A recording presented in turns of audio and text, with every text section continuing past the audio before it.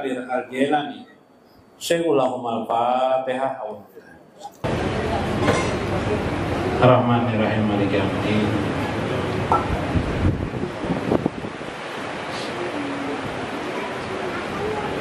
Assalamualaikum warahmatullahi wabarakatuh. Bismillahirrahmanirrahim. Bismillahirrahmanirrahim. Qudusis salam. Bismillahirrahmanirrahim hakim. Wassalatu wassalam ala sayyidina wa nabiyyina Muhammad wa ala alihi wa sahbihi ajma'in. Fa inna insyaallah ab'asu di kitab Syekh Abdul Qadir Jailani Futhul Ghaib wal Gunyah wa nafa'na bihi wa ulumihi bidarain. Amin ya rabbal alamin. Mudah-mudahan melewati saluran Sidi Syekh Abdul Qadir Al-Jailani keberkahan bagi hidup kita, kesejahteraan, kebahagiaan, sesaknya kebahagiaan pada diri kita, anak-anak kita, kesuksesan bagi anak-anak kita, handai tolan kita, hidup kita di dunia ini dan di akhirat kelak, dan menjadikan kita orang yang bersama dengan baginda Rasulullah SAW. Amin ya rabbal alamin. Dalam kitab Al-Gunyah saya mengisahkan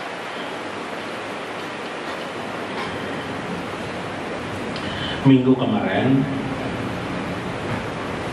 orang yang sudah di dalam lingkaran kasih sayang Allah, lingkaran kecintaan Allah,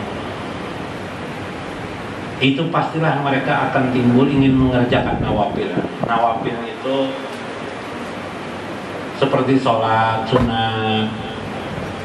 Kalau tidak sholat sunat suka ke majlis ta'lim, mendengarkan nasihat agama, itu namanya nasihat, itu sunat, bahkan sebagian wajib. Orang itu suka nyaman, merasa nyaman di situ.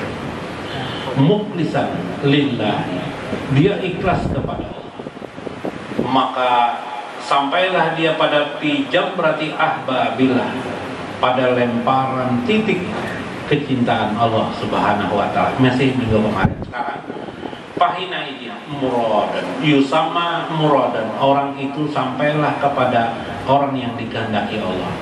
Jadi sifat pertama kalau dalam Futhul Ghaib, untuk memperoleh tingkat martabat yang dekat dengan Allah, itu adalah ridho bil qada, ridho tentang ketetapan Allah. Dua, jadi berarti kita tidak boleh kesal. Bungul kayak anak kita terima aja, apalagi pintar, ya Pak, kita terima.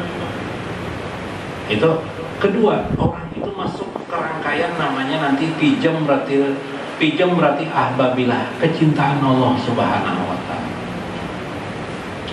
Bila orang itu sudah masuk kepada titik kecintaan Allah, pastilah dia suka nawafil. Suka nawafil itu suka pekerjaan nawafil, yaitu pekerjaan sunat yang mendapatkan ridho kasih sayang Allah Subhanahu wa ta'ala, yang Allah suka kepadanya. Maka wa yaksalu bima'i rahmatillah. Nah, minggu kemarin orang itu mendapatkan air pemandian daripada rahmat Allah Subhanahu wa ta'ala.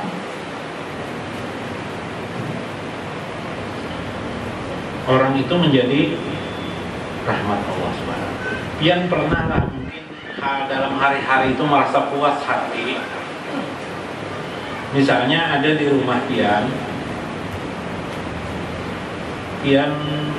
kehilangan sesuatu atau sesuatu yang sifatnya, atau waktu keselamatan lebih baik, waktu keselamatannya hilang sandal. Pas hilang sandal itu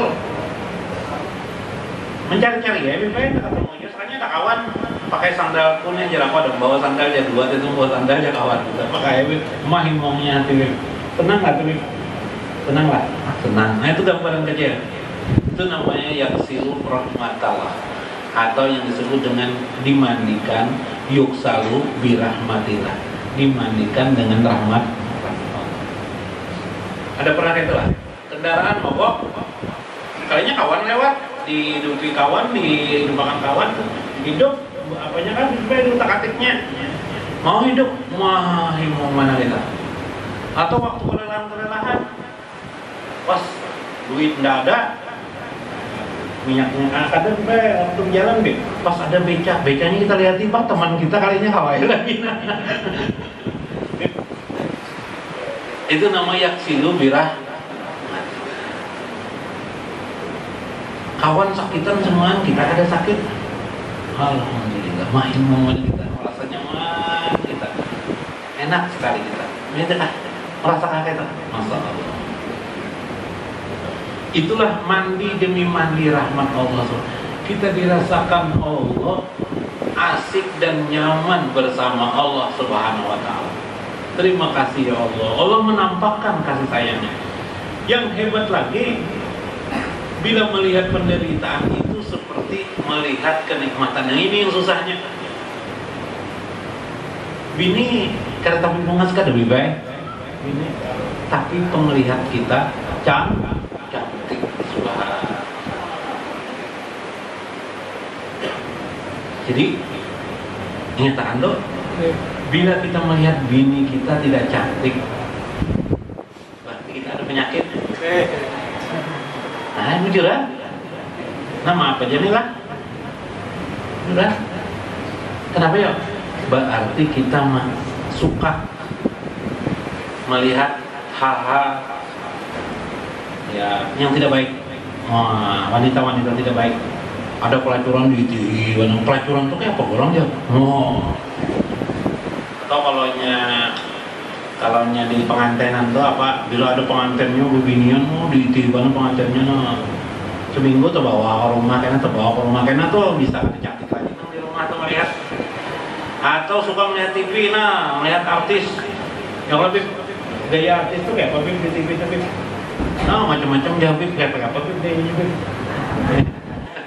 teh. Keseringan melihat itu nanti di rumah terlihat tidak cantik. Jadi tutup aja TV nggak kayak itu harus dilihat. Nanti ya bila sudah kayak itu kita berarti diikat oleh nafsu kita. Ngali mana kita melawannya. Nih kembali kepada takdir. Alih bila sudah kayak itu. Sama orang kena main judi itu kayak apa? Anda gak gampang memberhentikan orang main judi. Orang suka minuman keras itu sulit dia. Bukan main, nangis dia. Beruntung bila kita tidak melakukan itu. Suka minum sampai lewer nih. Ngaliban tuh membiakannya. Ya kan? Padahal sakit tuh. Iya lah guru. Kalau tahu jurun aja dulu. Oh nggak tahu pernah bang guru. Itu mali semua. Nah ini kita perlu rahmat Allah. Bila yaksilu rahmat Allah, birahmatillah. Kita mudah sekali membelokkan itu tuh. Dan kita kadang melihat salah satu termennya terlihat istri kita betapa cantiknya di rumah kita. Anak kita begitu indahnya anak kita itu. Meskipun anak kita ini bungol benar, ini mirip-mirip paloi ya anak kita nih. Tapi kita merasa senang dan nyaman.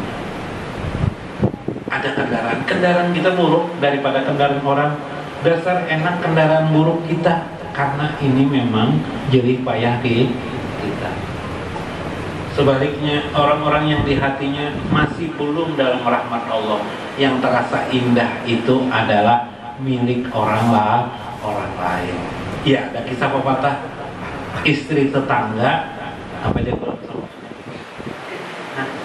terlihat seperti hijau rindang, istri sendiri seperti gadang pisang. Nah kacau nih, berarti hatinya tidak yuksalu birahmatillah, tidak dimandikan Allah dengan rahmat. Paham yang lelah? Ini kan kita bicara tentang melihat apakah Allah kita termasuk golongan yang disebut oleh Syekh Abdul Qadir Jailani ini atau tidak. Kalau ingin tahu golongan kita, kalau kita tidak termasuk di arena tadi, cepat-cepat kita rubah diri kita. Mungkin kita tidak kurang percaya dengan takdir Allah, mungkin kita sering mengeluh dengan takdir Allah, sehingga mata kita terbalik dari kenyataan itu. Karena takdir Allah juga menjadikan kita serasi dengan maksud Allah. Siapa serasi ya? Nah, ketika Allah menciptakan kita fakir, misalnya fakir, tapi kita melihat fakir itu kenikmatan, berarti itu Allah memang menghendaki kefakiran kita supaya kita nikmat. Berarti kita bisa berserasi dengan maksud tujuan dari Allah, di mana kita menikmati kefakiran itu. Nah, ini bedanya. Jangan lagi pakai ilmu nang rajin. Siapa nang ajar mensyukuri sesuatu pasti ditambah aja. Jadi kalau mensyukuri kefakiran ini bisa ditambah Tuhan terus fakirnya. Itu nikmat, bukan fakir. Maka yang ditambah ketika kita melihat kefakiran kita, kesusahan kita itu sebagai bagian daripada kasih sayang Allah, maka dia menjadi berubah menjadi rahmat Allah. Kitalah yang memulai di situ. Kita memandang suhud kita, pandangan kita, itulah berarti kita ma'rifatullah. Kita pun akan dimandikan Allah dengan rahmat Allah subhanahu wa ta'ala. Tidak ada lagi beban dalam hidup kita. Ini lebih tinggi daripada suhud. Dalam kitab Imam Qushairi diceritakan, Nabi Musa bertanya kepada Tuhan, wahai Tuhan, Nabi Musa, wahai Tuhan, aku memandang seluruh alam semesta ini dan apa yang kejadian ini, aku sudah merasakan ketetapan-Mu sebagai yang terbaik untukku dan bagi semua kehidupan ini. Lalu Allah menjawab, wahai Musa, tidak ada yang lebih tinggi daripada syukurmu seperti itu. Tidak akan pernah ada lagi yang lebih hebat seorang hamba kecuali berkata demikian itu. Andaikan ada, aku sampaikan kepada dia. Artinya Nabi Musa sudah mencapai titik syukur yang tertinggi.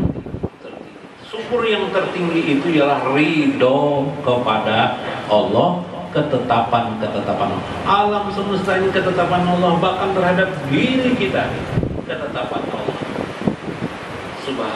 Wala nabluwannakum bisyai'in minal khaufi wal ju'i wa naqsin minal amwal wal anfusis samarat wa basyiris sabirin. Bergembira orang-orang sabar atas ujian Allah. Hebat lagi di atas sabar itu ialah orang yang pandai bersyukur. Hebat lagi di pandai orang bersyukur itu ialah padahal dia fakir. Fakir dia syukur. Susah dia syukur. Hebat lagi adalah orang yang ridho. Kenapa dia ridho kepada ketetapan Allah itu? Karena dia melihat kefakiran dan kesusahannya itu adalah sebagai nikmat baginya. Itulah maksud Allah menjadikan pada diri, sehingga dia melihat yang sebaliknya daripada kefakiran itu. Subhanallah. Beruntunglah orang-orang berada di situ. Maka jarseh orang itulah yang termasuk mahbubullah, orang-orang yang dicintai Allah subhanahu wa ta'ala. Itulah yang mendapatkan siraman pemandian langsung daripada rahmat Allah subhanahu wa ta'ala. Mudah-mudahan kita tergolong dan termasuk di dalamnya. Wallahul muwaffiq ila aqwamit thoriq. Assalamualaikum warahmatullahi wabarakatuh.